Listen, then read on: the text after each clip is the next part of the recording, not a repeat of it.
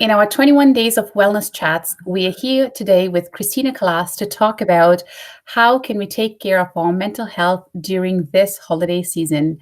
Now, it's very common for us to be able to schedule a doctor's appointment if we're not feeling well, but we should be doing the same for our own mental health to ensure we are physically, mentally, and emotionally in tune. Now, with that, Christina, I'd like to ask you, what are some things we can do to keep our mental health in tune this holiday season?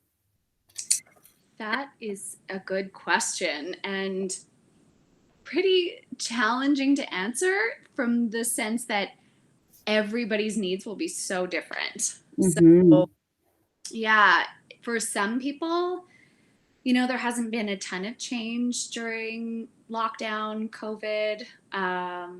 It's been nice to work from home for some people, easier with children. And then there's the other side of the coin where it's been really challenging. People find it a little bit more stressful to be at home all the time. So it's really different for everyone. Some of the things that we can expect, I think, are just a baseline increase in our level of general anxiety. Anxiety is a very normal, healthy response to threat. And so our nervous system will get activated, feel a little bit more on edge, irritable, sort of just a sense of feeling maybe even just off. And that's because there's this unknown with the pandemic. We don't quite know when it's going to be over. We don't know when we're going to be at home, when we're not, if we're going to get ill, if we're not. So that level of uncertainty puts us a little bit higher on alert. And so being really gentle and calm with our bodies is really important. Not pushing yourself too hard. Engaging in physical activity can be really helpful for some people, but it can also be just a little bit too much stress for the body for other people. So really honoring how you're feeling. If something feels overwhelming, ask yourself if maybe you can put that off for a day. Or maybe you can do 10 minutes of that activity instead of 30 minutes of that activity. And so really owning what your feelings, what your body, what your system is trying to tell you with what you need. Another thing that I've noticed is with the uncertainty and the unknowns with COVID-19 and the pandemic and the lockdown is there's a lack of a sense of direction or purpose. And so, normally we have a vacation to anchor onto, or some social event to anchor onto, or this goal to anchor onto. And that's kind of on hold indefinitely. And so finding smaller ways to align with your values, with some sense of purpose, with a small goal, checking off something that's been on your list for a long time, doing one different thing a week. And just anchoring into knowing, if typically I like to be really social, for example, and I can't be that social with the lockdown, do I need to call people more frequently or, find other ways of being social? I know a lot of people are a little tired of Zoom chats, but, maybe we go back to the early days of March and April and throw in a few more Zoom chats with family and friends instead of work related. So, yeah. That is so true.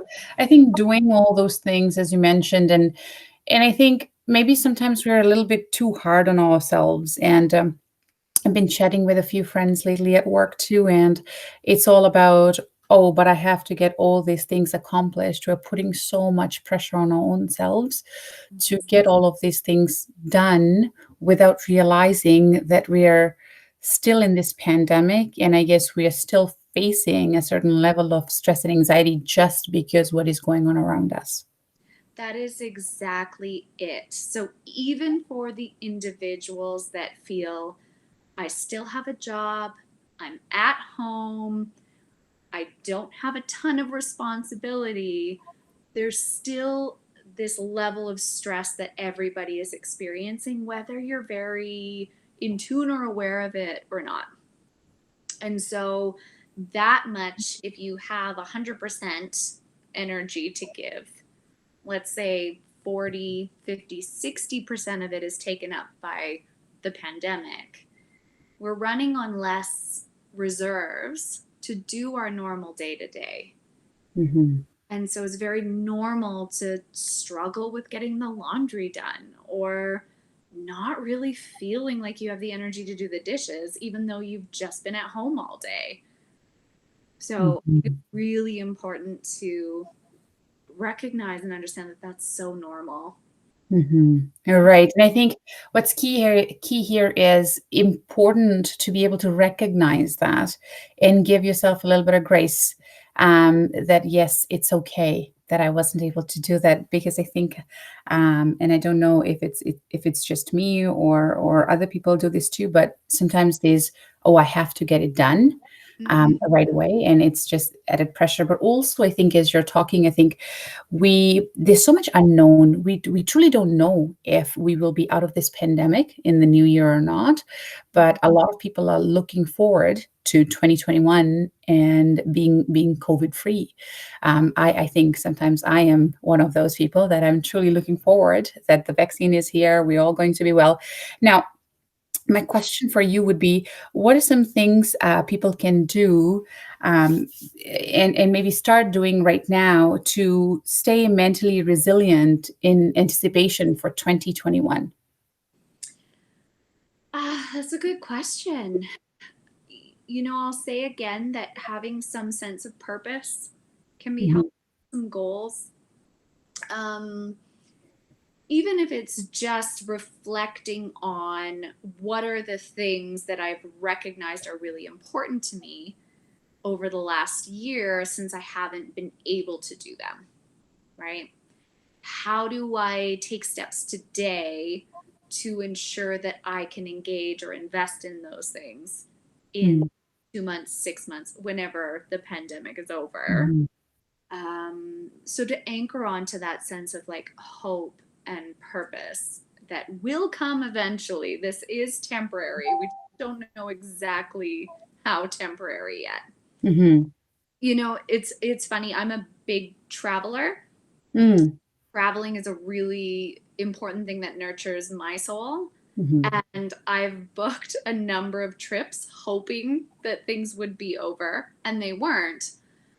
And but for some reason, having that thing to look forward to, even though I knew I was going to cancel it, even just that little bit was helpful. Right. Right. Yeah. Yeah. So true. I think that is so important. And I think also maybe as we are wrapping up 2020, and I think for myself, as I'm talking to my family members, we're all excited going into the new year, hoping that you know what, everything is going to be back to normal. But I think also being able to realize that we might not go into normal, and normal might look different in 2021. I think just trying to be cognizant of that will help us with our mental resiliency in the new year. What are your thoughts on that, Christina? Absolutely. I think it's great to be hopeful and great to be sort of not surprised if it doesn't end next Right. week, Right. right? So there's Mhm. the idea of something that we would like and being sort of like, oh, it's not going to happen. Sort of a Yes. flexibility Right. on how it looks. 100%. Yeah. Um, to add to the question you asked before, I think there are a few things that we can do to regulate our nervous systems during this time. Mhm. Uh, Deep breathing can be really helpful. I'm sure people hear about that all the time. But just some simple, slow breaths, being present with yourself, meditation if you're into it, if you're not, you can experiment with it. There's an app called Headspace that's great. Another app, Insight Timer, has a bunch of free meditations. And there's little things that we can do that help to set our nervous systems in a lower sort of energy state and ground our nervous systems a bit so that we can feel like we have a little bit more space and energy throughout the day. I love that. I love all those techniques. And I think important to also, like you said, be open to this, to the mindset that, yes, you know what, we might be okay or we might not be okay.